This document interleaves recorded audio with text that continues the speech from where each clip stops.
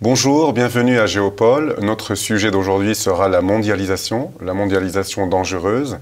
Bonjour Alexandre Delval. Bonjour. Je vous reçois parce que vous venez de publier un livre avec Jacques Sopelsa. J'ai du mal à prononcer son nom, mais c'est l'ancien président de l'université Panthéon-Sorbonne. Vous avez publié un livre à quatre mains, comme vous dites. La mondialisation dangereuse. Ça tombe bien, c'était le sujet de l'émission. Et d'ailleurs, on l'a appelé comme ça l'émission, pour ne rien vous cacher, parce qu'on a lu votre livre. Et très intéressant, un gros livre. Donc je le montre aux téléspectateurs de TV Liberté. Gros livre, mais intéressant et surtout accessible. Accessible, donc, et qui traite de tous ces sujets. Donc la suprématie chinoise, l'islamisme, la crise sanitaire, la mafia, le défi éco-énergétique. Pour commencer, j'aimerais vous poser une question très simple. La mondialisation dangereuse, parallèlement à cette mondialisation, il y a, on sent, c'est un sentiment, mais c'est aussi une réalité, un déclin particulièrement de l'Occident. Oui. Alors, vous citez Spengler dans votre livre, au début de votre livre, dans le chapitre 1, qui expliquait que toute civilisation florissante a sa période d'apogée et puis elle finit par décliner et disparaître. Est-ce que vous pensez que c'est une fatalité, c'est le cas de toutes les civilisations, ou c'est une particularité peut-être aux civilisations occidentales, modernes, ou enfin remarquez dans l'histoire, il y a d'autres civilisations occidentales qui ont aussi disparu. Mais est-ce que c'est dû à un complexe, est-ce que c'est dû à trop d'intelligence, trop de modernisme, trop de... Je ne sais pas. Je pense qu'on pourrait presque faire une analogie avec le corps humain, avec l'être humain. S'il y a une chose, malheureusement, et pourquoi pas, peut-être qu'il y a aussi des bonnes surprises, peut-être que le Très-Haut a voulu que ça soit pour une bonne raison, mais en tout cas, on est tous mortels. Même les végétaux, les animaux, les humains, même le Soleil, paraît-il, un jour est programmé pour mourir. La Terre est menacée par plein d'astéroïdes, donc tout est momentané, un peu comme dans la philosophie taoïste, et on doit accepter l'idée que tout est mortel. Donc il est certain qu'une civilisation finira par mourir, ne serait-ce que le jour où la Terre disparaîtra. Par contre, un peu comme le corps humain, comme vous et moi, comme les gens que je connais qui font attention un petit peu à leur santé, on peut retarder l'échéance. De même qu'un être humain qui n'arrête pas de manger mal, de fumer, de boire, de se droguer et de faire plein d'excès et de dormir 2 heures par jour va finir par abîmer son cœur et ses vaisseaux et ses veines, et bien de même une civilisation qui fait pas attention au risque de mortalité va mourir plus vite. Donc la seule chose qui nous différencie d'une civilisation qui va durer plus longtemps que nous, par exemple la chinoise, ou même la civilisation turco-islamique, eh bien c'est que pour l'instant, les Occidentaux n'ont pas compris qu'ils peuvent retarder l'échéance, et au contraire, ils sont plutôt en train d'accélérer l'échéance de leur disparition en ne maîtrisant pas les flux migratoires, en promouvant une haine de soi que j'avais expliqué dans le livre le complexe occidental, une haine de soi qui n'est plus uniquement une haine de soi. Aujourd'hui, c'est une véritable pathologie collective. Donc voilà, en gros, notre civilisation est mortelle comme toutes les autres, mais la grande différence, et c'est assez unique d'ailleurs, il n'y a pas énormément de comparaisons possibles dans le passé, on est peut-être la première civilisation qui a placé si haut l'idée d'autocritique, au départ une très bonne idée qui a permis la science. La science fonctionne par la réfutation, comme dit Karl Popper, mais on a placé tellement haut cette belle idée de l'autocritique, comme disait Chesterton, il y a des idées qui deviennent folles. L'idée de l'autocritique, qui était bonne pour la civilisation occidentale scientifique, est devenue folle, et c'est devenu l'autocritique permanente. C'est plus l'autocritique pour progresser scientifiquement, se remettre en question pour s'améliorer, c'est se remettre en question tout court. Alors, donc une idée devenue folle qui est en train d'accélérer la possibilité de disparition de l'Occident. Les civilisations sont amenées, comme vous le dites, comme le corps humain, comme toute chose, à disparaître à un moment, mais pour beaucoup de ces choses, elles se renouvellent. C'est-à-dire que les humains font des enfants, alors ils disparaissent, et puis ils ont des successeurs qui peuvent être différents. Les civilisations peuvent, on a vu des civilisations occidentales disparaître dans l'histoire, mais autre chose est venue les remplacer, et qui n'était pas forcément moins bien. Alors, en effet. Mais c'était toujours une civilisation occidentale différente. Là où c'est inquiétant de nos jours, c'est qu'on a l'impression que cette civilisation occidentale arrive vers sa fin, mais sans aucun renouvellement. Je veux dire par là qu'elle est on a l'impression, et c'est ce qui inquiète beaucoup de gens, qu'elle va être remplacée par une civilisation totalement différente. Contrairement à ce qui s'est passé, l'Empire romain a disparu, il y a eu d'autres empires à la place, c'était des empires occidentaux quand même.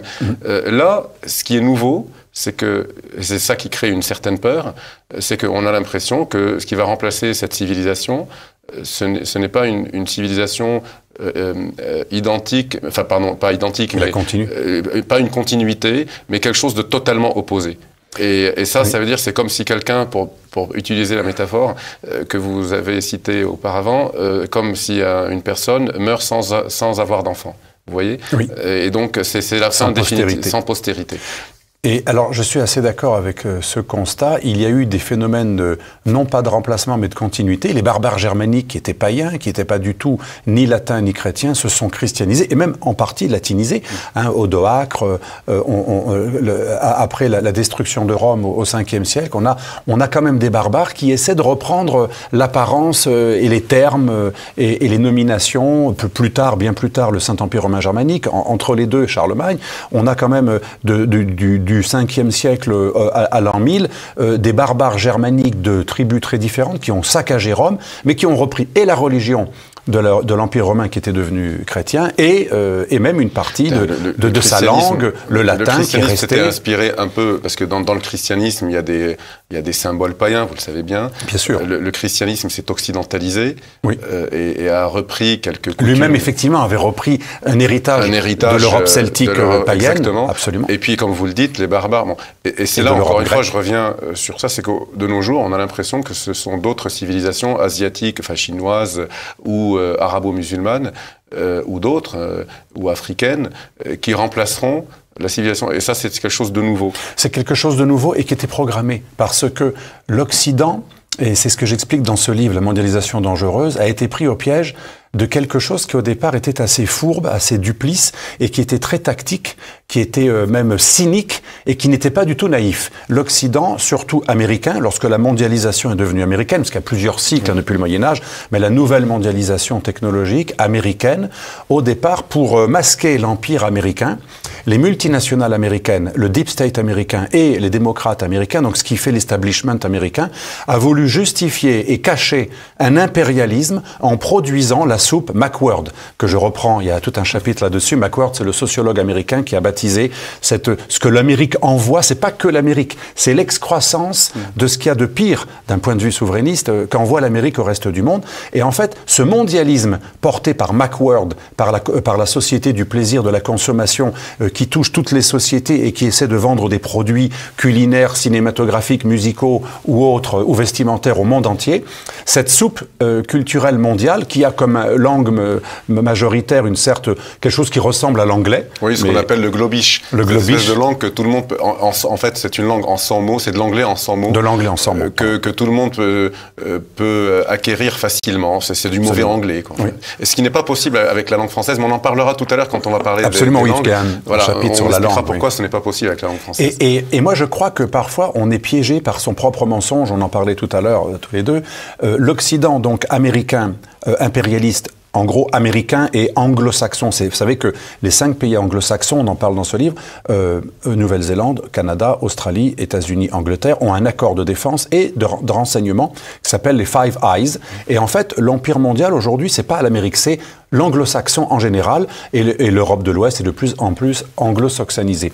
Et comme c'est une civilisation foncièrement matérialiste et consumériste, fondée sur le plaisir de la consommation, elle a dû bâtir un petit peu cette soupe culturelle. Elle s'est piégée elle-même, finalement. Et elle s'est piégée elle-même parce que ce mondialisme qu'elle a produit pour justifier ce consumérisme international, McWhird, est devenu quelque chose que même les élites ont fini par utiliser non plus comme un prétexte pour en fait justifier un impérialisme, mais ils sont piégés à ce discours mondialiste qui est sans frontiériste, qui est anti-identitaire et qui est désouverainiste. Ce que j'appelle la désouverainisation dans ce livre, c'est en fait le mondialisme est devenu une idéologie, une religion qui s'est imposée à ceux qui en fait l'avaient utilisé comme prétexte au départ. À l'origine, c'était un prétexte d'impérialisme commercial. Oui, voilà. Commercial. Et puis ça s'est retourné contre eux.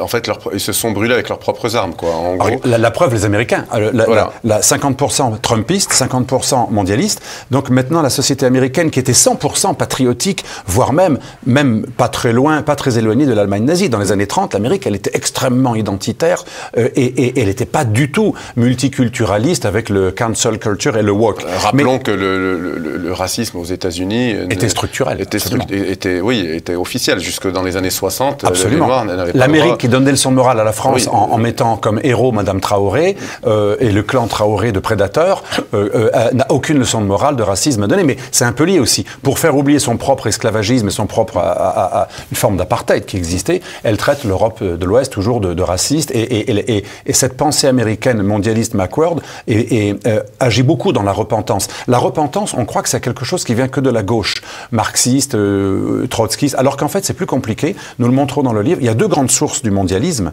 mais il y en a d'autres. Mais les deux principales sources qui ont frappé l'Occident, c'est le mondialisme des multinationales qui doit justifier, c'est ce que André Berkoff appelle les racailles d'en haut. Ils doivent justifier la destruction des juges, des États et des polices parce que ça les arrange pas. Eux, ils veulent des paradis fiscaux et des zones où il n'y a pas de droit en dehors du leur.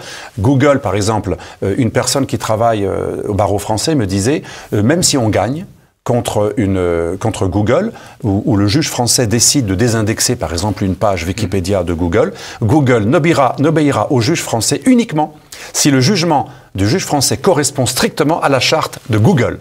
Donc ces multinationales, elles ont leurs propres lois qui s'imposent même dans les États où elles peuvent être condamnées. Donc c'est ça la réalité. Et ce mondialisme aujourd'hui a totalement échappé à son créateur américain, qui est quand même un pays patriotique, souverainiste, impérial. Et donc c'est une idée devenue folle, et encore plus que l'Europe, nous le montrons. L'Amérique est à moitié piégée par cela. Mais elle reste quand même attachée à son drapeau, comme vous le disiez tout à l'heure, en privé. Elle reste attachée à son patriotisme. On jure sur la Bible en Amérique. Oui, tandis que l'Europe applique à la lettre le mondialisme. Alors, à l'origine, vous l'avez dit, donc c'était une utilité, le mondialisme, pour faire du commerce plus facilement. Il y a toujours du protection. En fait, on remarque, malgré les failles, malgré le fait qu'ils se sont auto-piégés, ils restent quand même un peu protectionnistes et patriotes quand même, hein, même s'ils sont coupés en deux. Mais on remarque par exemple qu'aux États-Unis, il y a certains pays qui ne peuvent pas investir aux États-Unis, notamment par exemple le Qatar, qui achète énormément de biens immobiliers en France et en Europe.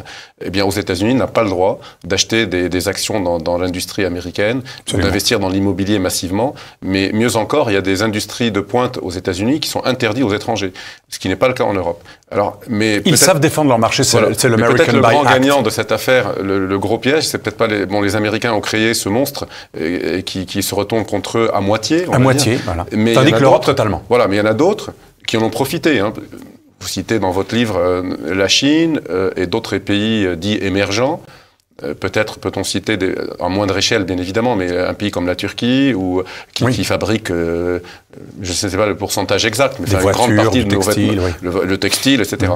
Et donc ils en ont profité, mais eux, ils ne donnent rien. C'est-à-dire que, vous le dites dans votre livre, de par leur structure politique, un pays comme la Chine, par exemple, eux, ils ne craignent pas que l'idéologie mondialiste déteigne sur leur population, puisque le premier opposant, il finit en prison. Bien sûr. Et la Chine, en fait, profite du mondialisme sans rien donner en contrepartie. Alors, il y a une raison pour laquelle les Chinois profitent de la mondialisation sans devenir mondialistes, parce que nous, on n'avait pas le courage d'avoir des politiques impérialistes, franchement.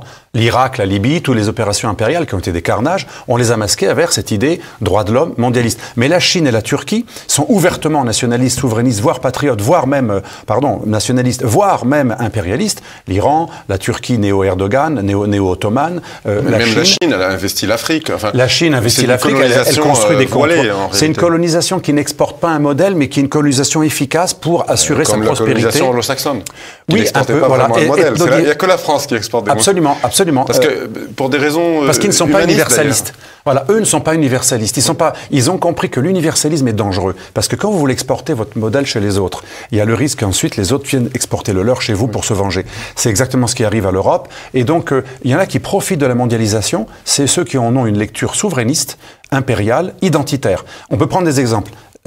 La Turquie, elle augmente sa prospérité, c'est pratiquement x10 entre 1995 et 2015. La période Erdogan a multiplié presque par 10 le niveau de vie en Turquie, une prospérité inouïe. Mais en même temps, la Turquie est devenue plus nationaliste, plus impérialiste, plus identitaires, plus islamistes. Un autre exemple, l'Indonésie et la Malaisie, des pays qui étaient extrêmement pauvres, qui aujourd'hui sont des émergents, où on investit, c'est des marchés importants pour les grandes marques mondiales.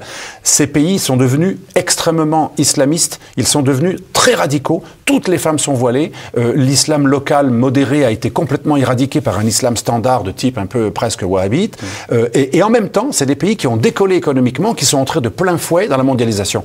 Troisième exemple, comme vous le disiez, la Chine, mais on pourrait aussi parler du modèle identitaire de Taïwan, qui n'est pas du tout un modèle bisounours, tolérance zéro, sécurité, confucianisme, c'est la religion d'État, hein, les valeurs de l'État, et même la Chine aussi.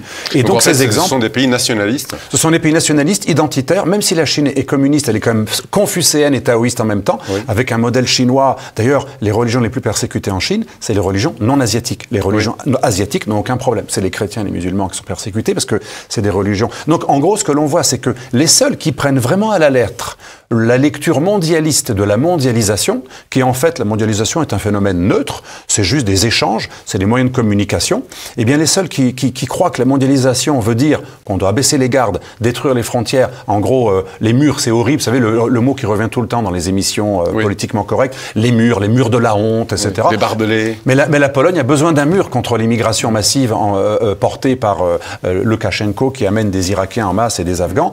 Le mur, parfois, ça peut aussi empêcher que deux personnes se tapent dessus. En Israël, la construction du mur entre Israël et des territoires, la bande de Gaza, ça a permis de réduire de 83% le nombre d'attentats. Donc, mais comme l'Europe est piégée par cette lecture mondialiste très naïve, en fait, parce que personne d'autre a cette lecture que les Européens. Même les Américains, vous le disiez, restent quand même très patriotiques, très suprémacistes. Il y a leur drapeau dans tous leurs films, avec leurs super-héros, d'ailleurs, qui est assez rigolo. Ils perdent toute leur guerre sur le terrain, mais dans leurs films, c'est les super-héros qui massacrent tout le monde. D'ailleurs, ils ne cachent pas la croyance en la supériorité de leur nation. Ah, bien sûr. Dans le cinéma américain, qui est un peu le miroir de la société américaine. C'est très clair. Les États-Unis sont supérieurs aux autres. Alors, c'est une supériorité morale, bien évidemment. Oui. Ils sont supérieurs parce qu'ils sont les défenseurs de la démocratie, de la morale, etc. Mais enfin, ça, c'est une façade. En réalité, bien sûr. Dans l'inconscient des Américains, ils sont supérieurs en tout. D'ailleurs, vous connaissez la plupart les scénarios américains des grandes productions un peu fondées sur le héros, c'est presque toujours pareil. Il y a un président américain qui est monsieur extrêmement vertueux, pas corrompu, qui est fantastique, etc.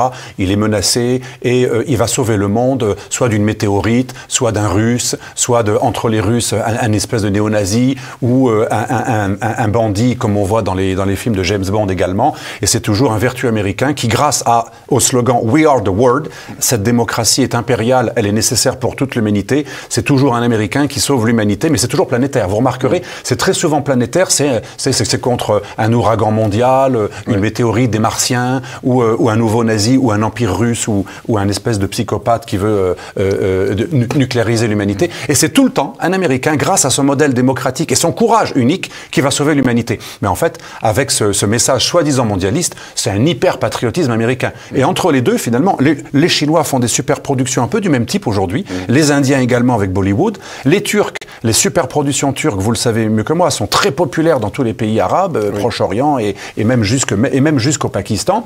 Et entre les deux, il n'y a que l'Europe qui a un soft power complètement culpabilisant, fondé sur l'Europe. C'est dire qu'on le cinéma français, c'est déprimant. C'est une bande de méchants colonialistes qui exploitent tout le monde et qui est responsable de tous les malheurs du monde. Voilà, en gros, on peut dire que le soft power européen, c'est we are the world, mais pas au sens américain et on va dominer l'humanité, c'est we are the world dans le sens tout le monde a le droit de venir en Europe, puisque l'Europe n'est plus une identité. Tout le postulat de la Commission européenne qui s'appuie sur le philosophe Jürgen Habermas, qui est terrifiant, école post-marxiste de Francfort, et c'est l'idéologue officiel de la Commission européenne. Il dit il faut tuer toute identité, et pour être sûr qu'on ne soit pas identitaire, il faut remplacer l'identité par de l'abstraction, notamment ce qu'il appelle le patriotisme juridico-constitutionnel. Ça fait très allemand. En gros, les droits de l'homme. Tout ça n'est finalement pas l'héritier du trotskisme. Parce que... Je pense que beaucoup de gens rigolent en disant le marxisme c'est fini, c'est de la rigolade. Vous savez, souvent quand je dis je suis un peu anticommuniste, on me dit mais c'est un combat d'arrière-garde. Mais non, le communisme a triomphé en Chine, il triomphe dans pas mal de pays d'Amérique latine ou du tiers-monde, et il fait encore beaucoup de dégâts, mais surtout en Occident, il a pris le pouvoir intellectuel. Oui. Et bizarrement, comme le trotskisme est moins étatique que le stalinisme, il était internationaliste par essence, le trotskisme, c'était l'aile transnationale, il a réussi à s'allier avec les multinationales pour créer cette culture woke, cancel culture, politiquement correct. D'ailleurs, est-ce que les grandes sociétés mondiales comme Google, Amazon, etc., ne rappellent-elles pas, je pousse un peu peut-être la provocation, mais finalement, quelle différence entre ces grandes sociétés qui ont un monopole et qui sont plus puissantes que les États, et quelle différence ont-elles avec les sociétés de l'Union soviétique de l'époque soviétique? Je veux dire par là des espèces d'entreprises d'État, vous savez, qui étaient des molosses qui employaient tout le monde. Il n'y a pas une très grosse différence. Voilà, et en fait, et la mentalité est la même. C'est mondialisme, enfin, sauf que l'Union soviétique n'était pas totalement, enfin, c'était pas du trotskisme, bien évidemment, mais on voit des points communs quand même dans cette idéologie. Moi, là où je vois le plus grand point commun, c'est le contrôle de l'esprit et du passé, en voulant rectifier. Quand on veut rectifier le passé, quand on veut rectifier les livres d'histoire, quand on veut vous dire qu'il faut condamner tous les auteurs du passé, bientôt on va déboulonner, je suis sûr que dans quelques années, on ne pourra plus citer un certain nombre d'auteurs, eh bien là, c'est à mon avis le plus grand point commun avec le soviétisme, parce que bien sûr on est moins violent, c'est plus agréable de vivre chez nous que sous Staline, bien sûr, parce que parfois on nous fait cette riposte, bien sûr, on est heureux d'être en Occident, mais l'hyper-contrôle de la société, le traçage, bientôt on n'aura plus de monnaie, dans 20 ans on va faire disparaître les billets, on sera hyper traçable en permanence, même pour la boulangerie, il faudra une carte, c'est déjà presque le cas, mais en plus, on veut tracer aussi notre esprit et notre mémoire et rectifier les livres d'histoire. J'ai retrouvé des manuels, des directives, des propos et des conseils des grandes organisations antiracistes européennes. Avec l'affaire, vous savez, du voile islamique financé par le Conseil de l'Europe, j'ai un peu approfondi. Et les grands réseaux antiracistes européens, ECRI et ENAR, qui ont financé les frères musulmans pour faire récemment une campagne en faveur du voile, j'ai retrouvé des textes extrêmement intéressants, également des textes aussi officiels du Conseil de l'Europe qui invitent à changer les manuels d'histoire progressivement pour habituer les Européens à accepter la culture islamique, notamment. C'est intéressant. Ça veut dire que là, c'est quelque chose d'inédit, une civilisation qui n'est pas encore vaincue, qui pourrait même être forte si elle le voulait, qui décide de s'auto-oblitérer pour faire accepter ce qui vient du reste du monde, et pas n'importe quelle civilisation, pas les Incas, pas les bouddhistes, la civilisation qui a le plus souvent fait la guerre et qui déteste le plus l'Occident et l'Europe, c'est-à-dire la civilisation islamique. Alors, donc là, on n'est pas loin d'un espèce de suicide géopolitique. Oui, mais c'est quoi? C'est la fascination de l'islam ou c'est une naïveté? Ils croient, parce qu'on dit toujours que certains hommes politiques de très à gauche ou d'extrême gauche en France, ou voire de centre-gauche, privilégient ces populations parce qu'elles n'ont plus d'électeurs, elles les remplacent par ces populations. Alors ça, on peut mettre ça sur le plan de la naïveté. Est-ce que ces plans que vous citez là sont de la naïveté ou juste de la trahison, de la fascination pour l'islam? On a du mal à comprendre. Je pense qu'il y a un peu de tout. Au niveau électoral, le maire du coin, qui n'est pas forcément le maire du coin bien franchouillard, qui mange du porc et qui aime le vin, quand il va négocier avec des islamistes, c'est pas du tout par fascination pour l'islamisme, c'est parce qu'il veut des voix et la paix dans les banlieues. Non, mais là, je parle du Conseil de l'Europe, de tous ces penseurs. Au niveau du Conseil de l'Europe, alors à mon avis, c'est beaucoup plus idéologique. Plus on va à haut niveau, plus c'est idéologique. Pour l'argent, peut-être, je ne sais pas. Alors, on essaie de comprendre pourquoi ils font ça. Alors, certains sont achetés. On a vu des gouvernements français qui étaient complètement achetés par les pays étrangers. C'est des vues à court terme achetés, parce que finalement, au bout du compte... C'est à très court terme. Et c'est pas le plus courant. Par contre, ce qui est certain, moi je crois au pouvoir des idées. Je crois que les idées luttent comme les armées.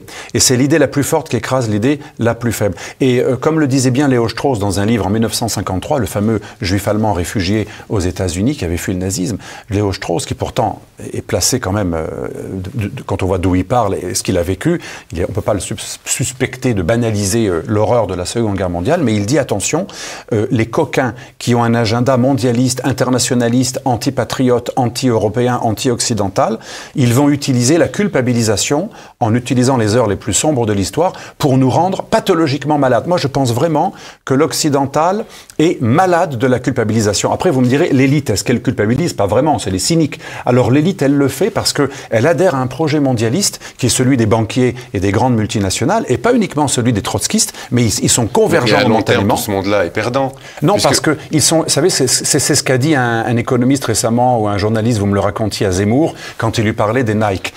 C'était Cambadélis. Le membre du Parti socialiste. Moi, je me rappelle d'un professeur à Sciences Po Paris, Fitoussi, qui expliquait que peu importe qu'un type ait de l'argent en ayant volé, en ayant vendu de la drogue ou en étant assisté, et il faisait référence à des masses de personnes qui arrivent du reste du monde et qui ne travaillent pas ou qui volent. Il disait, c'est pas grave si une grande partie sont délinquants ou assistés, parce qu'ils vont acheter des produits et donc ils vont faire entrer de la TVA. Ils sont naïfs, donc C'est une forme de la naïveté. Il pense que tout ça se pacifiera grâce à l'argent et Absolument. l'économie. C'est une forme de naïveté parce qu'il faut bien comprendre ça va se retourner contre eux. Ces gens sont foncièrement matérialistes. Alors, ils ne croient pas au monde des idées, au monde de la spiritualité. Ils n'ont pas compris qu'un islamiste peut acheter du Nike et fumer des Marlboro, mais faire un attentat juste après, ou infiltrer le Conseil de l'Europe. Donc leur naïveté les mènera à leur fin, parce que ces gens qu'ils sont en train de privilégier se retourneront contre eux, parce que... C'est écrit. Mais ils sont naïfs en se croyant très malins. Oui, en fait, ça. Ils se croient très malins parce que moi, je me rappelle, un autre économiste me disait, mais vous savez, au bout de 2 générations, même la fille voilée, sa fille, elle voudra une Nintendo, elle aura une poupée Barbie, et elle deviendra consommatrice, et donc libérale, elle finira par avoir une jupe. Sauf que c'est quand même sous-estimé. Les faits contredisent tout ça. C'est sous-estimer les phénomènes identitaires. Cette première partie est terminée, ça passe très vite avec vous, Alexandre Delval. Nous allons faire une pause, et dans la deuxième partie, nous traiterons des conflits et des avantages et les inconvénients de la mondialisation, pour les uns et pour les autres. Voilà, nous voilà donc dans la deuxième partie de cette émission. Nous allons aborder les conflits qui se multiplient dans le monde. Alors, jusqu'à la fin de la guerre froide, il y avait 2 blocs, voire 3. On parlait des pays non alignés qui étaient souvent proches de l'Union soviétique, du bloc soviétique. On savait se repérer. L'occidental moyen comprenait qui était l'adversaire, il y avait le mur, etc. Aujourd'hui, ça part dans tous les sens, on n'y comprend plus rien. Il y a des conflits partout dans le monde. D'abord, ça se multiplie, et ce n'est pas entre 2 blocs. Alors, il y a des conflits en Asie, il y a des conflits en Afrique, il y a des conflits au Moyen-Orient, il y a des conflits même en Europe. On l'a vu d'abord on l'a vu dans l'ex-Yougoslavie, après on l'a vu entre la Russie et l'Ukraine. Maintenant, il n'y a pas tout à fait un conflit militaire, mais enfin c'est un peu tendu entre la Biélorussie et la Pologne. Et puis bon, comme je l'ai dit, un peu partout dans le monde. Et puis là, on se rend compte que les soutiens des uns et des autres, c'est très complexe, parce que des grandes puissances se retrouvent dans un conflit alliés des 2 protagonistes. Alors, c'est là où vraiment on ne comprend plus rien. Alors, peut-être peut-on commencer par énumérer un peu ces conflits, les balayer rapidement. Je ne sais pas, vous traitez dans votre livre du conflit, vous vous attardez un peu sur le conflit entre l'Arménie et l'Azerbaïdjan.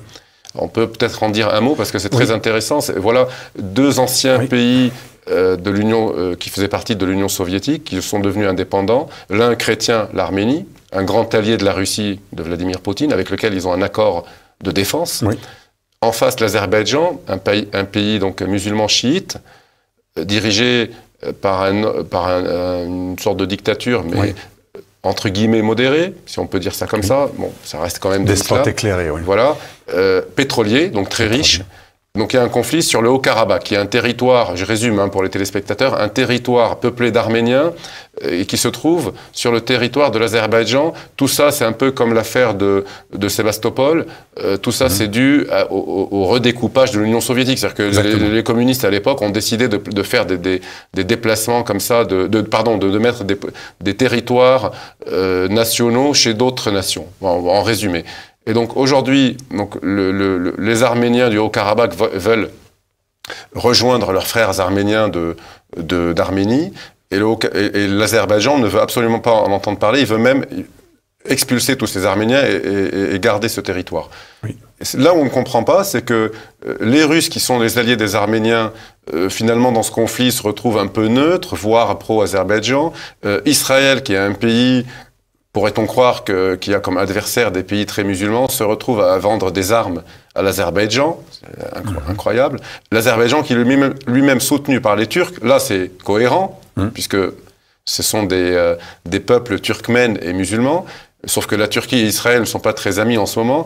C'est là où on s'y perd. Alors si vous pouvez nous éclairer un peu, Alexandre Delval. Oui, parce que premièrement, Erdogan est un homme assez malin, il a l'air primaire, il ne faut pas le sous-estimer. Il était très rusé, il est capable de changer. Et donc, comme Poutine, ils ont un point commun, c'est les hommes de la réelle politique. Je les compare pas tout à fait, mais ils ont des points communs. Et ils s'entendent sur des intérêts ponctuels. On peut par exemple s'entendre ici, mais se combattre là. Par exemple, dans le Haut-Karabakh, il y a plutôt quand même... la Russie et la Turquie sont pas du tout d'accord. Par contre, en Syrie, ils n'étaient pas d'accord. Ils ont fini par être d'accord sur le partage des zones et la déconfliction et mettre les djihadistes uniquement dans le nord-ouest et purifier toutes les autres leur vie. Le gâteau. Ils sont partagés le gâteau, mais en échange du lâchage des Kurdes par les Russes ont obtenu que les Turcs aident les Russes et les Iraniens à supprimer la rébellion sunnite dans la plupart des villes, sauf le nord-ouest. Donc en fait, on est dans un monde, comme il n'y a plus cette grille de lecture communiste, anticommuniste, monde libre, monde capitaliste contre le monde d'économie planifiée, on n'est plus dans une lecture idéologique, on est revenu au choc des civilisations dont parle Clinton, mais aussi à la réelle politique. Donc ici et maintenant, j'ai intérêt à faire ça, je fais ça. Un exemple, Erdogan, il a compris que l'Occident n'est plus un ami, parce que sa grille de lecture, sans vouloir le justifier, mais c'est important de comprendre ce qui est dans la tête, l'Amérique et les Occidentaux ont peur d'avoir des morts au sol. Donc, ils ont besoin de proxy. Qu'est-ce qu'ils ont pris comme proxy en Irak et en Syrie depuis les guerres du Golfe? Les Kurdes. Les Kurdes. Du coup, en aidant les Kurdes, les Turcs se sont dit, ils aident nos pires ennemis. Puisqu'ils aident nos pires ennemis, ce ne sont plus des amis. Spectateurs que il y a une population kurde importante en Turquie. Sur 4 pays. Ouais. Elle est sur 4 pays, l'Irak, l'Iran, la Syrie et la Turquie. Et elle pose beaucoup de problèmes en Turquie, puisqu'ils sont très nombreux. Et Absolument. les Turcs, nationalistes comme ils sont, voilà, d'autant plus avec ce régime, mais même le précédent, oui. Veulent mater ces populations, ne veulent absolument pas, parce que ces populations ont des envies d'indépendance, disons-le comme ça. Et en plus, ceux de Syrie sont liés au PKK turc, contrairement aux Irakiens. Donc les Turcs de Syrie, c'est vraiment... les Kurdes de Syrie. Pardon, oui, les Kurdes de Syrie, c'est un abcès de fixation, c'est un casus belli. Celui qui aide les Kurdes de Syrie pour Erdogan, c'est comme s'il aide le PKK turc qui est l'ennemi principal. Donc les Kurdes syriens et turcs sont très proches. Et ça explique le rapprochement entre Erdogan et Poutine. Erdogan s'est dit, puisque l'OTAN n'est plus un ami, les pays de l'OTAN ont défendu des Kurdes. Qui sont nos pires ennemis. Eh bien, pourquoi on continuerait à jouer le rôle du blocage du flanc sud de l'OTAN contre les Russes? Au contraire, on va aller voir les Russes et leur dire, si toi tu m'aides dans certains endroits où tu me laisses faire ce que je veux, au Karabakh ou en Syrie ou en Libye, en échange, tu me diras tes conditions, moi, je vais cesser de jouer le rôle du flanc sud de l'OTAN pour te bloquer dans les mers chaudes. Et donc, il y a un accord, et ça, c'est le monde multipolaire dans lequel on est. C'est des accords gagnant-gagnant, c'est je fais des concessions, je te donne ça, tu me donnes ça. Un peu comme deux mafieux qui se partagent une rue, ils s'entretuent, ils voient que ça coûte trop cher, on peut pas faire de business tranquillement. On a intérêt à ça. On n'est pas d'accord du tout, on se déteste, on a des clans rivaux, mais momentanément... C'est un bon exemple pour comprendre, d'accord. Oui, l'avantage d'être d'origine sicilienne, c'est qu'on comprend ce pragmatisme voilà, donc on s'aime pas, mais on a des intérêts, on se fait des concessions pour garder... Ça, en Syrie, c'est compréhensible. Mais alors... En Azerbaïdjan, c'est un peu la même chose, c'est-à-dire que les Russes doivent laisser, si j'ai bien compris ce que vous dites, les Russes laissent les Turcs faire en Azerbaïdjan pour avoir un peu d'avantage en Syrie? Il y a ça, mais il y a aussi autre chose. Les Russes n'ont jamais reconnu le Haut-Karabakh arméniens indépendants. Ils ont toujours préservé les accords d'Helsinki et reconnu les frontières intangibles parce qu'en fait, la Russie, comme vous l'avez très bien dit, elle vend des armes. Il n'y a pas qu'Israël, la France, l'Italie ou l'Allemagne. Même la Russie a vendu des armes à l'Azerbaïdjan. La Russie a toujours voulu être à équidistance, même si au niveau de la politique intérieure, ça fait très bien de dire on est pro-arménien. Dans le discours, on est pro-arménien. Dans les faits, on a une base russe en Arménie, c'est vrai, mais on n'a jamais reconnu le Haut-Karabakh arménien et on ne l'aide pas vraiment. On aide l'Arménie s'il faut, mais pas le Haut-Karabakh. Et donc ça, il n'y a rien de nouveau. Mais surtout... Mais pourquoi? Parce que l'Arménie est très proche de la Russie, culturellement, religieusement. Ils ont une base militaire. Pourquoi ne les soutiendrait-il pas? Pour une raison très simple.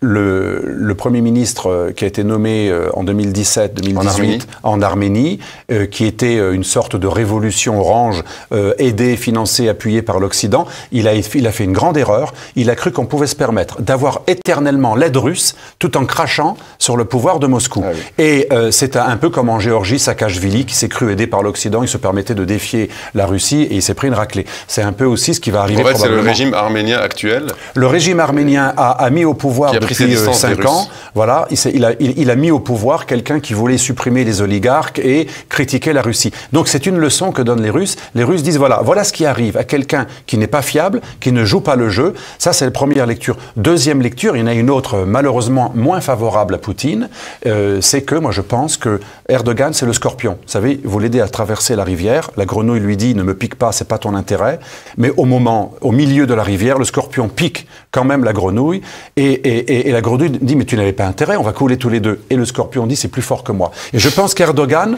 c'est le scorpion qui a fait un deal avec Poutine, mais il se dit si je peux quand même dans le cadre de la politique intérieure, parce qu'Erdogan il est allié aux nazis. En Turquie, il y a un mouvement extrême droite nazifiant créé par un adorateur d'Hitler qui s'appelle le MHP, oui, c'est les fameux Turcs loups gris. ont toujours été proches. Oui, mais aujourd'hui, Erdogan, contrairement à il y a 10 ans, il se maintient électoralement grâce à l'alliance à l'extrême droite du MHP, qui est le parti des loups gris. Et eux, ils sont très pan-turquistes, parce que normalement, Erdogan n'aime pas les Azéris. Les Azéris sont turcophones, mais ils sont chiites, et en plus laïcs, très influencés par le marxisme. La Turquie est sunnite. La Turquie est majoritairement sunnite, le pouvoir est sunnite, oui, pro-frères musulmans, le Miligulush et l'islamisme turc, très sunnite, et ils n'aiment pas du tout les Azéris au départ. Mais dans le cadre du pan-turquisme, qui elle préfère, vous savez, plus vous êtes pan-turquiste, que vous êtes fondé sur la race, l'ethnie, la langue, plus vous aimez les Azéris. Absolument. Plus vous êtes islamiste, moins vous les aimez. Et donc, la politique intérieure, son alliance avec les ultra-ethnicistes pan-turquistes... Nationalistes, en fait, finalement, il s'allie avec les nationalistes, alors que Erdogan est plus complexe qu'on le croit. Il est autant nationaliste aujourd'hui qu'islamiste, d'où l'aide à l'Azerbaïdjan qui lui sert en politique intérieure. En même temps, il a toujours rêvé, lui et les pan-turquistes ont toujours rêvé de rétablir une unité entre les 6 pays turcophones, Turkménistan, Azerbaïdjan, Ouzbékistan, Kirghizistan, Kazakhstan, etc. Et donc, il y a une très grande logique. Et moi, je pense qu'en Libye également, Erdogan est gagnant de cette alliance avec Poutine. Il a énormément aidé Tripoli. Il a empêché les succès de Haftar, qui était armé par les Russes et par les mercenaires de Wagner, etc. Et donc, aujourd'hui, on peut dire qu'il n'y a qu'en Syrie où cet accord a été utile, et encore, ça a été à mon avis surtout utile pour une chose, c'est le point faible de Poutine. Poutine, il est à la tête d'un État pétro-gazier. Il y a une gazostratégie. Et l'oléoduc, ou plutôt le gazoduc, qui était favorable aux Russes, a été bloqué pour toute une série de raisons dans les années 90-2000. Il ne restait qu'un passage sur le territoire turc, le Turkish Stream, et par la mer Noire, et il fallait s'entendre avec les Turcs pour faire passer un peu plus de gaz vers le sud du gaz russe. Et comme Poutine est à la tête d'un pays qui est en dehors de la mondialisation, qui ne vend rien d'autre que des énergies et des armes, eh bien, il a été obligé de s'entendre avec les Turcs parce qu'il lui fallait un tracé de revers pour les gazoducs. On a pas mal de cartes d'ailleurs sur les gazoducs. Et là, on comprend mieux ce que fait Poutine. C'est pas vraiment utile pour sa civilisation. Poutine n'est pas du tout le sauveur des chrétiens comme on croit. J'allais vous dire Poutine n'est pas le sauveur des chrétiens que l'extrême droite française croit. Il y a une idée qui circule en France notamment, mais pas qu'en France, que Poutine serait le défenseur, mais pas qu'en France, je dis dans les Balkans. C'est un mythe. Que Poutine serait le défenseur, Poutine et les Russes, donc le régime russe actuel, serait le défenseur du christianisme dans le monde. Mais enfin, moi je peux vous donner l'exemple de la Grèce, puisque les Turcs d'Erdogan ont été grignoter l'eau territoriale grecque pour faire des forages, ce qui a provoqué la réaction de la France. C'est le seul pays qui a réagi. C'était pour une fois, la France a réagi. La Russie qui est orthodoxe comme la Grèce. Enfin, les Grecs sont très proches des Russes, même s'ils font partie de l'Union européenne et de leur... Pas un mot. Même pour Chypre, quand les bateaux militaires turcs ont empêché l'entreprise italienne Eni et l'entreprise chypriote nationale grecque de faire du forage, il n'y a eu aucune autre réaction que la France. L'agression turque contre les Grecs qui sont chrétiens orthodoxes pro-russes ne fait absolument pas bouger. Ça me fait plaisir ce que vous dites parce que c'est très important. Moi, je ne suis pas du tout un anti-Poutine et je suis plutôt un ami de la Russie et vous non plus. Mais il faut être honnête. On est passé d'un extrême à un autre. Il y en a qui sont russophobes et chez les souverainistes européens, en ce moment, il y a une sorte de mode. Poutine, le sauveur de la chrétienté, qui va venir un jour à Paris, nous délivrer contre les islamistes et les djihadistes. Mais c'est un mythe total. En fait, Poutine la Russie défend les Russes, qui est normal. Malheureusement, il défend même pas que les Russes. Moi, je suis souvent allé à Moscou, à Saint-Pétersbourg, et il y a une très grande mafia tchétchène. Et ce qui m'a frappé quand j'ai parlé avec des patriotes russes, y compris certains proches de Poutine, ils me disaient, malheureusement, Poutine, pour pacifier la Tchétchénie, il a donné carte blanche à la pire mafia tchétchène qui fait ce qu'elle veut et qui nargue les Russes orthodoxes tous les jours. Il faut savoir que les Tchétchènes sont très islamistes. Ils ont fait tuer un homme politique russe qui avait blasphémé les caricatures de Mahomet, etc. Les Tchétchènes, aujourd'hui, c'est une mafia, c'est un État dans l'État que Poutine ne contrôle pas.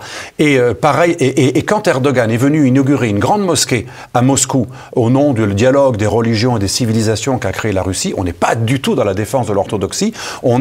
C'est le grand tsar qui se plie qui se couche devant le Grand Turc, qui est venu narguer dans la troisième Rome. Il faut savoir que la Russie orthodoxe, si Poutine était vraiment ce que l'on croit, la Russie orthodoxe, c'est la troisième Rome. Après la Rome latine, la Rome byzantine, c'est la continuité de l'empire chrétien orthodoxe d'Orient, l'empire romain chrétien d'Orient. Aujourd'hui, Poutine n'agit pas du tout comme cela. Son pays est observateur de l'organisation de la coopération islamique. Je ne veux pas dire ça pour diaboliser la Russie, mais il ne faut idéaliser personne, parce que comme on le montre dans ce livre, on revient à votre question, la géopolitique mondiale, c'est le pragmatisme, c'est le cynisme et la réelle politique. Donc en fait, la Russie, Poutine fait les intérêts de son pays. Et de son clan pétro-gazier.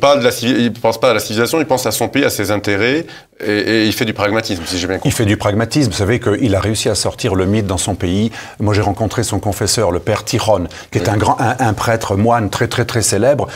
Il s'est fait souvent photographier. C'est mon confesseur, comme s'il était un pieux orthodoxe. Il lui manque presque la barbe tsariste. Mais tout le monde sait que tout ça, c'est du storytelling. Il se fiche totalement des valeurs chrétiennes. Mais il a compris quand même, à son crédit, il a compris qu'après le communisme, il fallait une nouvelle idéologie d'État.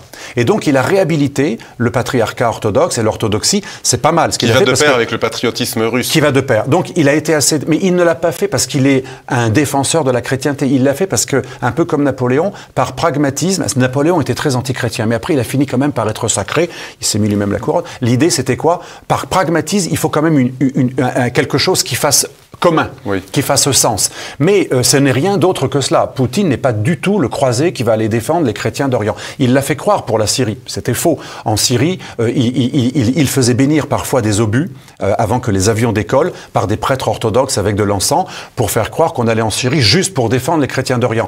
C'est pas faux que les chrétiens du régime de Bachar ont été sauvés en partie par les Russes. Mais il n'y est pas allé du tout pour cela. Il a été parce qu'il avait une base militaire qui lui donne accès sur la Méditerranée. Qu'il a doublé avec la base de Hmeimim.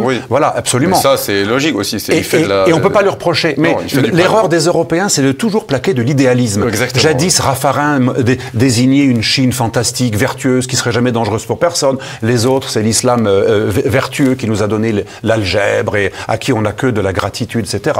Les autres, les Américains nous ont sauvés. Les Européens sont toujours en train d'idéaliser l'autre. Vous êtes fascinés par l'étranger, en fait. Oui, parce que ça vient des Lumières. Et là, malheureusement, c'est un virus français qui a été créé par la France. Depuis les Lumières, et même avant, depuis Montesquieu et les Lumières, la France a créé cette haltérophilie, comment on dit en Italie, la haltérophilie, ou plutôt xénophilie en français. Cette xénophilie, c'est l'idée, à partir du bon sauvage, ou du bon oriental, ou du bon iranien, ou du bon perse, vous connaissez la littérature française.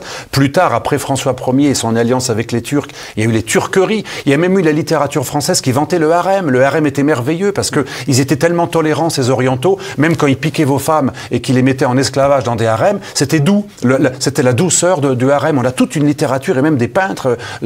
Donc, cette France, pour justifier quelque chose en fait de très géopolitique, l'alliance François Ier et le Grand Turc, on a créé toute une turcophilie et une islamophilie et une mythologie d'un monde musulman oriental foncièrement vertueux, alors que nous aurions brûlé les livres. Eux, ils nous ont apporté la science grecque, ce qui est totalement faux, parce que le calife Haroun al-Rachid et le calife El-Mamoun dans l'Empire abbasside, où est-ce qu'ils ont trouvé leurs manuscrits quand ils les ont fait traduire par des chrétiens d'Orient, vos frères? Absolument. Ils les ont trouvés à Byzance. Oui, c'est la capitale de l'Empire romain byzantin qui leur a prêté les œuvres grecques. Tout le mythe sur l'essor du monde, de l'Empire musulman, sur l'architecture, sur les mathématiques, tout ça, en fait, on confond toujours les chrétiens d'Orient et l'Empire musulman. Et en fait, on dit, mais c'est eux. Non, mais c'est pas eux, c'était des gens qui travaillaient pour eux. Vous savez que toute l'architecture arabo-musulmane a été faite par des architectes chrétiens indigènes. Très influencés par l'architecture byzantine. Absolument. C'était des Byzantins. Et à l'époque, l'Empire musulman, enfin les musulmans dans l'Empire musulman, étaient minoritaires. La majorité de la population était chrétienne et les penseurs étaient des chrétiens. Mais on oublie qu'effectivement, au 8e siècle et au 9e siècle, à l'époque de Bagdad, parce que ça commence en 750, les Abbassides, on est au 1er siècle de l'islam. Et l'essentiel du Proche-Orient, effectivement, est encore chrétien ou zoroastrien. Si on peut donner un exemple pour les téléspectateurs de TV Liberté, il y a eu quelques années, sous Sarkozy, il me semble, une exposition à l'Institut du monde arabe sur l'art islamique. ce qu'on a appelé l'art islamique à l'époque. Il n'y avait rien d'islamique, c'était de l'art byzantin. C'était perse, juif et chrétien d'Orient. Exactement, c'était byzantin, et donc on a appelé ça l'art islamique, sauf que c'était pas islamique. Bon. C'est comme si on imputait à l'Église catholique les libres penseurs, rationalistes, qui ont commencé à faire des découvertes sur la Terre, sur les astres. Nous, on le fait pas. À chaque fois qu'on parle de Copernic ou de Galilée, on dit qu'ils étaient opposés à l'Église. Mais dire que les scientifiques du monde musulman, c'est l'islam, c'est comme si on disait Galilée et Copernic, c'était les amis du Vatican. Oui. Donc c'est bizarre parce que pour nous, on fait la différence entre les penseurs et l'Église, et pour le monde musulman, on mélange les deux, on impute les mérites de penseurs qui étaient en général anticléricaux, condamnés. Non, mais ils n'étaient même pas musulmans. Ils n'étaient même pas musulmans. Quand ils étaient musulmans, comme Averroès, Ibn Rushd, on connaît en Espagne aussi, eh bien, ils ont tous été condamnés par leur clergé. Et souvent, comme vous dites, à Bagdad, donc des siècles avant l'Andalousie, ils étaient pratiquement tous chrétiens, juifs ou perses, et donc et byzantins. Ça nous a fait une transition pour parler, parce que l'émission passe vite, on ne peut pas tout traiter, il faut acheter le livre et le lire, je vous le conseille.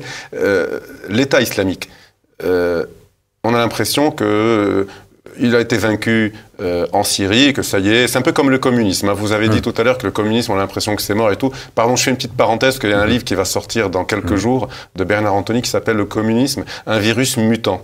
Un virus mutant, parce qu'en fait, ça n'a pas disparu du tout. C'est pas parce que le parti ne représente plus grand monde que l'idée... Il suffit de voir les chaînes publiques françaises. Voilà. Donc je reviens à l'islam. Donc on a l'impression que l'État islamique a été vaincu en Syrie par les Russes, d'ailleurs. Je dis ça parce que souvent on dit le Hezbollah libanais. Non, en réalité, c'est les Russes qui l'ont battu. Bien sûr. Et personne d'autre. Ni le régime Assad, ni encore moins les Iraniens. Ils ont commencé en bombardant d'ailleurs les camions de pétrole que la Turquie achetait à Daesh. Et donc les Iraniens, le Hezbollah et le régime syrien n'ont pas pu faire grand-chose contre ça. Mais vous dites dans votre livre qu'il ne faut pas l'enterrer si vite, ainsi que Al-Qaïda, parce que ça renaît. Al-Qaïda renaît. Voilà. Et l'État islamique, vous dites dans votre livre qu'il a un trésor de guerre et que c'est pas vraiment mort. Alors, ça ne représente plus peut-être un... C'est pas peut-être, ça ne représente plus un État comme ils ont voulu le faire, contrairement à Al-Qaïda, mais ils ont encore leurs ramifications, beaucoup d'argent. Alors, qu'est-ce que vous pouvez en dire sur ça? Et comment profitent-ils, du mondialisme? Bien sûr. Les deux, Al-Qaïda et l'État islamique. Absolument. En fait, il faut analyser la mondialisation comme plein d'échanges entre les hommes et des technologies. Ceux qui en tirent des bénéfices, c'est ceux dont l'idéologie et les objectifs sont compatibles avec la suppression des frontières. Les mafias adorent la suppression des frontières, les gangsters de tout genre, les trafiquants d'armes, les trafiquants de bébés, les trafiquants de produits chimiques, de drogues synthétiques. Ce n'est pas que de la drogue. Bien sûr, c'est des drogues synthétiques, c'est des bébés, c'est des femmes. Il y a une mafia financière aussi, c'est des affaires financières. Il y a tout un chapitre sur les mafias. Donc les mafias adorent la fin des frontières et des juges et de l'autorité publique, c'est logique. Mais l'islamisme, on oublie très souvent que l'islamisme, contrairement à ce que font croire les tiers-mondistes, l'islamisme n'est pas une réponse identitaire, patriotique, décoloniale ou postcoloniale, puisque c'est lui-même un colonialisme. L'islamisme est foncièrement un impérialisme colonialiste qui veut conquérir toute l'humanité, et même les pays musulmans, l'islamisme veut leur imposer un islam wahhabite ou salafiste ou frères musulmans. Donc c'est foncièrement une idéologie et une entreprise mondialiste et colonialiste. Mais elle se fait passer pour être identitaire. Et du coup, beaucoup de gens n'ont pas compris que, en fait, c'est parfaitement compatible avec, comme les mafias ou les multinationales ou les GAFAM ou même... Et allégorie un peu glauque, mais les virus adorent aussi la suppression des frontières. Qui a le mieux combattu les virus pendant le Covid, on l'a vu? C'est Singapour, c'est l'Asie confucéenne, c'est Taïwan. Voilà, c'est la Corée du Sud, c'est la Chine. Tous les pays, et même l'Australie, qui était beaucoup plus patriotique que l'Europe, tous les pays qui ont fermé leurs frontières assez tôt et de manière drastique, pour ne moins avoir à confiner, d'ailleurs. Ils ont moins confiné leur peuple parce qu'ils ont plutôt fermé les frontières. Il n'y a pas eu de confinement. Nous, c'est l'inverse. Notre mythe de l'ouverture nous rend suicidaires. On n'a pas... Moi, je me rappelle, parce que j'ai un peu transgressé pendant tout le Covid, j'ai pas arrêté de voyager. Enfin, j'ai pas transgressé, mais j'ai pas arrêté de voyager pour des raisons professionnelles. Et ce qui m'a frappé, on était en règle, on n'a pas été contrôlé. On a voyagé pendant tout le Covid, un peu régulièrement, parce que c'était notre travail. J'ai été frappé de voir que la France était la pire passoire d'Europe. On était très contrôlé en Italie, hyper contrôlé en Espagne, beaucoup contrôlés en Belgique, France, on les contrôlait avec des menaces d'amende. Passait du 15e au 16e arrondissement. Ah voilà, je caricature, mais quand on ne veut pas étanchéiser les frontières, on est contrôlé, voilà. Mais quand on passait la frontière, on n'était pas contrôlé. Donc c'est le grand flicage interne parce qu'on ne veut pas bloquer en externe. Et donc on voit bien que les mafias, le mondialisme des GAFAM ou le multinationalisme de l'islamisme radical est tout à fait compatible avec cette mondialisation quand on en a une lecture mondialiste. Mais la Chine, elle, qui n'en a pas une lecture mondialiste, elle persécute ses islamistes, comme d'autres États, comme la Russie qui, elle, tire son épingle du jeu parce qu'elle protège ses frontières. Tous ces pays du nouveau monde multipolaire sont identitaires, sont pour les frontières, sont pour les murs, ils sont pour un modèle géocivilisationnel, ils sont patriotiques, ils ne sont pas repentants. Erdogan fête chaque année la prise de Byzance, c'est comme si nous on fêtait la prise d'Alger. Oui. C'est incroyable, ou même la fête de Lépante, quoique Lépante c'est défensif. La Turquie, son président fête chaque année en grande pompe dans un grand théâtre, devant une représentation théâtrale, le massacre de Constantinople, vous imaginez. Alors pendant que nous, on se repent, le reste du monde est ultra patriotique et célèbre son impérialisme. Donc on voit bien que les islamistes qui eux sont aussi dans une sorte de suprémacisme. Moi j'analyse dans ce livre, c'est un peu nouvel angle, l'islamisme sous l'angle du suprémacisme. C'est comme le suprémacisme blanc, sauf que le suprémacisme blanc, les Européens repentants en parlent tout le temps, les woke, les cancel culture et les GAFAM et Facebook le dénoncent, mais en fait aujourd'hui le suprémacisme qui est universellement le plus violent et le plus conquérant, c'est le suprémacisme islamiste. Mais comme il n'est pas fondé directement sur la race, ça passe. C'est un suprémacisme religieux, donc on dit c'est pas racial. Mais enfin, quand vous êtes tué au nom d'une religion, c'est pas plus agréable ou torturé que d'être tué ou torturé au nom d'une race. En fait, c'est un peu mutant puisque ils se propagent en Afrique de plus en plus. Alors oui, ce qui m'a frappé, c'est le Mozambique. C'est la Tanzanie, le Mozambique, c'est l'Afrique australe. Aujourd'hui, on a une progression du mouvement des Shebabs qu'on avait à l'époque en Somalie. On a un mouvement qui n'est pas le même, qui est plus lié à Daesh, mais on a un Shebab qui progresse en Afrique australe, dans le sud-est de l'Afrique. On a aussi un mouvement islamiste qui maintenant a pénétré le Centrafrique, qui était majoritairement chrétien, qui est un pays en train d'être pillé par des razzieurs musulmans du Nord. Et en fait, on nous montre dans ce chapitre, il y a un lien entre climat, tribalisme, bédouinisme et islamisme. Les mouvements Peul qui fuient la sécheresse, peu importe ce qu'on pense du climat, mais il y a une sécheresse qui progresse en Afrique. Les mouvements Peul qui avaient un empire, l'empire du Massina dans le passé, vous savez, les Peuls, c'est une ethnie africaine qui est devenue majoritairement musulmane et qui pratiquait l'esclavage des Africains non musulmans. Et à un moment, il y a eu un empire, l'empire du Massina. Et donc, c'est sur plusieurs pays. Les Peuls, plus ils vont vers le sud, plus ils attaquent des populations noires, anciens esclaves, musulmans, convertis ou chrétiens, restés chrétiens. Et c'est un véritable carnage. Et ça explique en partie la progression du djihadisme vers le Mali, le Burkina Faso, et depuis pas très longtemps, aux portes de la Côte d'Ivoire et du Ghana et du Bénin. On a une progression de ce virus et qui profite de la mondialisation, parce que moins il y a de frontières, plus les nomades en général sont heureux, oui. Et les pilleurs. Et en plus, la réalité du chapitre sur les mafias nous ramène aussi à l'islamisme, puisque on observe partout, dans nos banlieues, comme en Afrique, comme en Asie du Sud-Est, comme en Somalie, comme au Nigeria, une convergence entre les mouvements mafieux, les grands trafiquants et contrebandiers, et les mouvements islamistes. Les uns servent aux autres. Donc en fait, dans la mondialisation, tous ceux qui n'aiment pas les frontières, finalement, sont bénéficiaires. Les virus, les GAFAM, les multinationales, les racailles d'en haut, les voyous, les islamistes, mais aussi les mouvements trotskistes. Et en fait, ça paraît bizarre, contradictoire. Mais les mouvements trotskistes, les islamistes et les mondialistes occidentaux, pourquoi ils travaillent ensemble? Ils ont tout pour s'opposer. Extrême gauche et Trudeau ou Benetton ou McWord n'ont rien à voir avec les autres. Mais en fait, ils convergent parce que leur but, et ils l'ont avoué eux-mêmes, c'est pas mon interprétation, c'est la déconstruction. Quand vous voulez tout déconstruire, en fait, vous êtes en train de détruire. Leur but réel, c'est assez étonnant, mais l'être humain, parfois, est capable de faire beaucoup de choses, y compris suicidaires, pour le plaisir de détruire. Ce sont les entités qui nous détestent, qui détestent l'Occident chrétien. L'islamisme, le mondialisme trotskiste, le mondialisme des GAFAM, woke et cancel culture, ils ont un seul point commun, comme les trotskistes. Ils veulent détruire l'ordre occidental judéo-chrétien traditionnel du mâle blanc. Et une fois qu'ils auront tout détruit, peut-être qu'ensuite ils s'entretueront. Mais aujourd'hui, on comprend parfaitement pourquoi Soros finance des mouvements pro-voile liés aux frères musulmans, ou le Conseil de l'Europe, qui est aussi mondialiste, le fait, parce que ça paraît contradictoire, mais c'est ce que j'appelle la convergence des mondialismes. Merci Alexandre Derval pour Delval pour toutes ces explications. Je rappelle aux téléspectateurs votre livre écrit avec Jacques Sopelsa, La mondialisation dangereuse, aux éditions de L'Artilleur. Voilà, donc vous pouvez vous le procurer, c'est un excellent livre. Merci de nous avoir éclairés sur ce sujet. Merci, chers téléspectateurs, de nous avoir suivis et à très bientôt.